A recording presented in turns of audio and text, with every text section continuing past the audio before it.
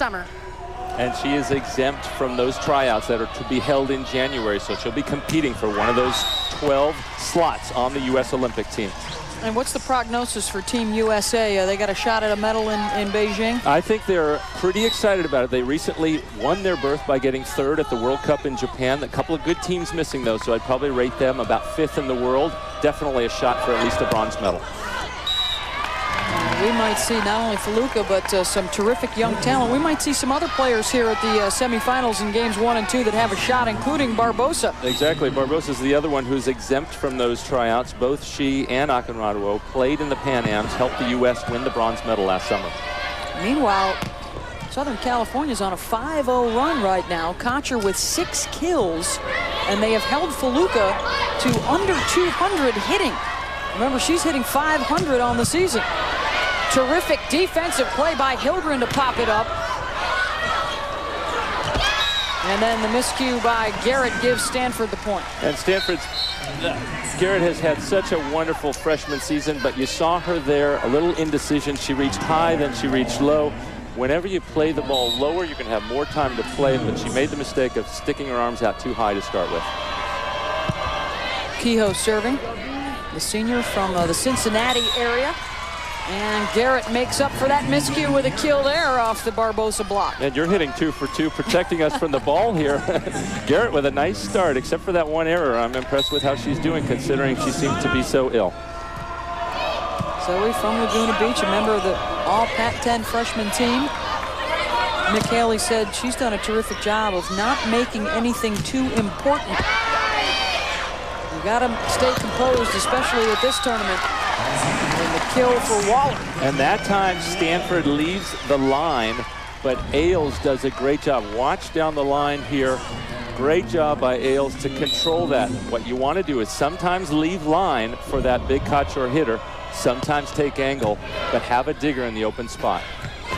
Carrico over on 2 with the left hand, which can be quite a weapon at the net. Well, anytime a setter is left-handed, a coach would love, just be licking his chops to have her on that team. The left hand can be an attacker. It's very hard to do that as a right-handed hitter, although we will get to see the Penn State setter, Alyssa Glass, do some of that with the right, but it's much more natural for a left-hander to hit that ball over the net. In fact, Coach Haley wants her to think of herself as the first option on offense, like the quick hitter, wants her to be an effective part of that USC offense. Jericho looks to set up Geisen.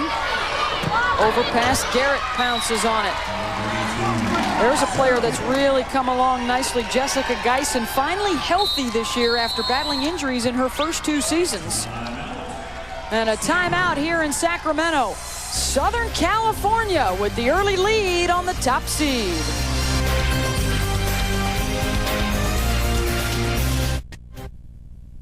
When I think of USC volleyball, I think of spirit, tradition. When I think of USC volleyball, I think of hard work and commitment. When I think of USC volleyball, I think of family. And the Southern Cal band on hand here in Sacramento. They've got the 20-14 lead. Game is to 30, must win by 2, best 3 of 5 here in the national semis.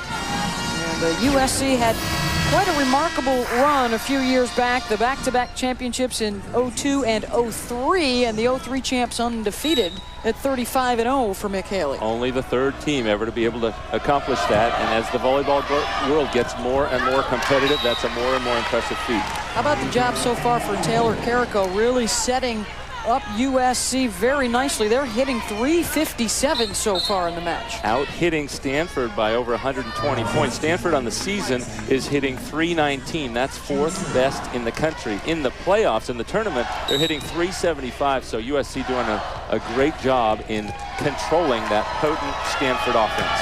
Cassidy Lichtman, the freshman from Poway, California, back in to serve. Kocher uses the block for the point. Let's check in with Kathy Nelson. Listen to that last timeout. Stanford coach John Dunning was really encouraging his team to play higher. He didn't think they were playing high enough. He didn't think they were playing fast enough. And they also said they need to keep serving tough. Put a little bit of pressure on this USC team. Thank you, Kathy. Feluca, solo rejection by Copenhagen. And now a chance, Carrico, the back set. Kocher finds it deep. Rarely this season have I seen Akinradwo in a one-on-one situation actually hit it into the block. She seems to have an uncanny knack for hitting it away, but USC really reading her well tonight. Kocher now with 8 kills. Has another swing right here. Rolls along the net and wide, point Stanford. Even though USC didn't get that point, I really liked the patience and the experience of Diane Copenhagen. She could have jumped and tried to take a hit at that, but she didn't have it at the right angle. USC gets another play. They run the offense. Kocher hits it out, but they had a good chance to get that point. How important is she? Well, Haley told us yesterday she just simply makes everything all right out there. Her teammates really feed off of her composure. Here she is with an attack and a kill. Boy, you're not kidding. She provides so much to this team that when she was having that sports hernia problem, they were playing her half the time just in the backcourt, and even that was a steadying influence for the Trojans. Now they get the benefit of having her full time in the front court also. Kocher with a tough serve. Kehoe looking for Akinradwo with the tip. Another good defensive play by Southern Cal. Free ball Stanford. Faluka again before the block was able to get off the floor. And that plays all Bryn Kehoe on that one. She got the blocker to jump with her. Then she open hand sets that behind with her right hand, locates it perfectly. No block against Akinradwo. Bryn, the first team All-America this season, coming off her career high 76 assists in their region final win over UCLA.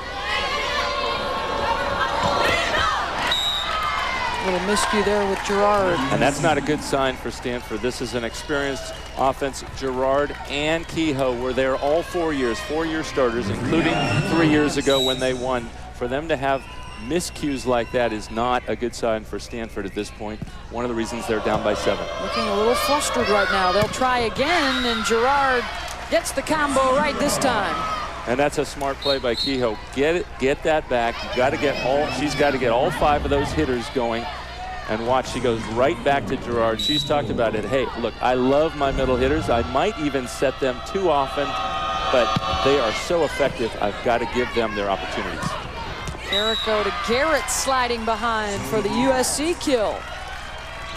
Zoe shaking off the effects of the illness so far. She's got 4 kills on 4 swings. I think it's smart of her and of Haley to have her playing because it's really kind of a less treacherous situation. There's that miss I was talking about from last weekend. Barboza occasionally having trouble controlling that serve. It goes out of bounds right over our heads. Stanford may have to look out for more serves coming her way. We'll catch every set and spike of the NCAA Women's Volleyball Championships on ESPNU tonight at 11:30 Eastern. It's the California Golden Bears and the Nittany Lions of Penn State. The NCAA Women's Volleyball Championship presented on ESPNU by Enterprise Rent-A-Car. For more information, log on to ESPNU.com. Cal here for the first time, and Penn State back for the first time since winning the '99 national championship. There's the list of the last 6 title winners, 5 of them coming from the Pac-10 conference, and Nebraska getting it last year. And one of the things that Coach Haley has really emphasized with his team is this Pac-10 is brutal. We're going to go through our tough times and our good times. Let's not get too excited when we have a big win, but not get too down when we have a loss. We want to be fresh mentally and strong going into December and can't let those ups and downs emotionally drain us. It seems to have worked for him really well this year. And you want to be fresh. You want to get to know Mick Haley a little bit better. He and his counterpart, John Dunning, the only 2 coaches to win championships at 2 different schools.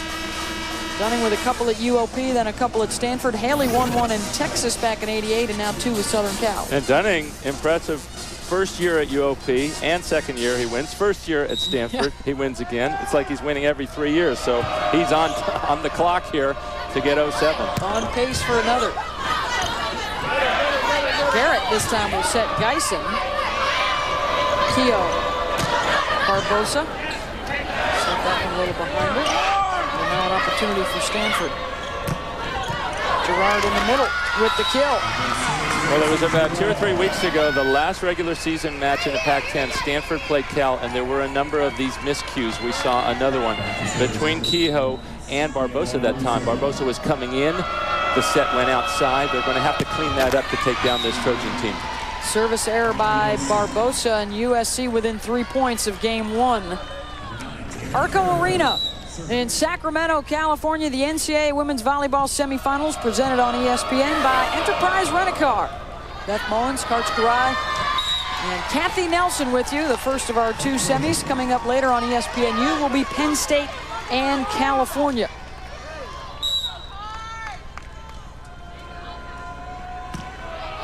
And if you were expecting a sweep for the top seed, think again. It's been all Southern Cal so far here in game 1. And one play ago, we saw another reason why Stanford is trying to be too perfect with the passes, and they're going over the net. A good miss is maybe 4 feet off the net. The bad miss is the one over the net. They have to control that ball, keep it on their side better. Geisen with the swing. Opportunity now on the free ball. USC, Carrico looks back to Jessica Geisen, and it's swatted, sent back by Waller and Akinradawo. That was trouble from the start. You could see this set go so close, it practically hits the blocker's hand before she touches it. Geisen, I was a little surprised she made the decision on that. When it's that tight, you've got to take a little off it, put it over with some easy spin. Kehoe tracks it down. Kleinman with the touch. Carrico with the dump and the kill. And I'm sorry, but that should never go down in the NCAA semifinals. She does that 2 or 3 times a game, but what's easier to control, that soft one or the hard hit from Geisen? That's her second kill, and it's game point for Southern California. Akinradawo will make them wait. 5th kill for Faluka, her hitting percentage creeping back up now to .333. Asha Kotcher, though, the story with 9 kills. She's taken nearly half the swings for USC here in game 1.